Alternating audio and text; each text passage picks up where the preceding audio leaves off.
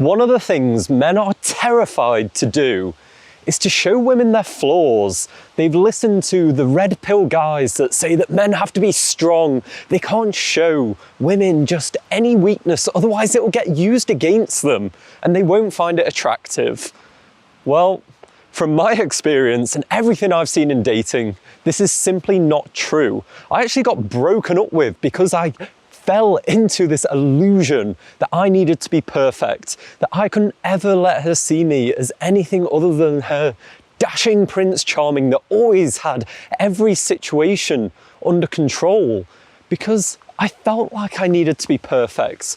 But what that does, anytime we show that we just always don't have any flaws, it's suggesting I care so much about your opinion of me, I don't dare show who I really am for the potential that you might see me differently. You might not think I'm as good because your opinion of me matters more than my opinion of myself.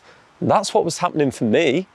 I didn't feel good enough, so I got my validation from her thinking that I was this perfect boyfriend. But all it did was mean we never really had a real relationship, because it wasn't me that was actually in it. It was this other false me that I was pretending to be. So then when things got difficult and the relationship got challenging, it didn't last very long. We weren't able to stick together because there wasn't anything to stick to. We gravitate to people's flaws. They feel authentic. We feel connected to them. When people act perfect, this stoic warrior who's got nothing about him that could possibly be perceived as a weakness, we feel off-put to that because it doesn't feel human and it doesn't feel natural, and we simply don't like it.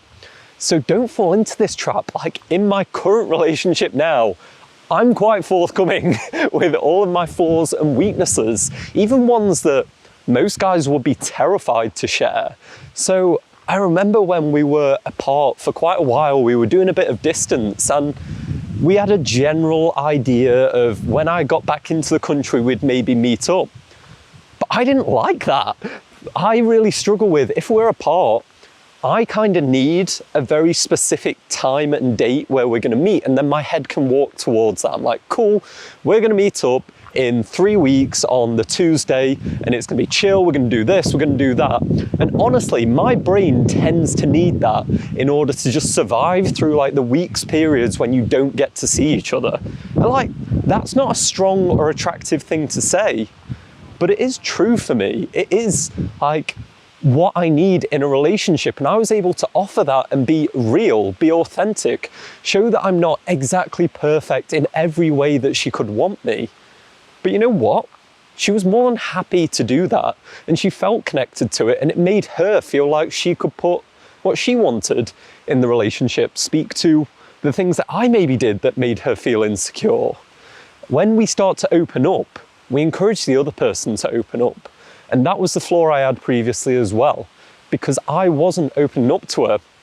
She was scared. She didn't feel comfortable in the relationship because she felt like if she was less than perfect, she wouldn't be good enough.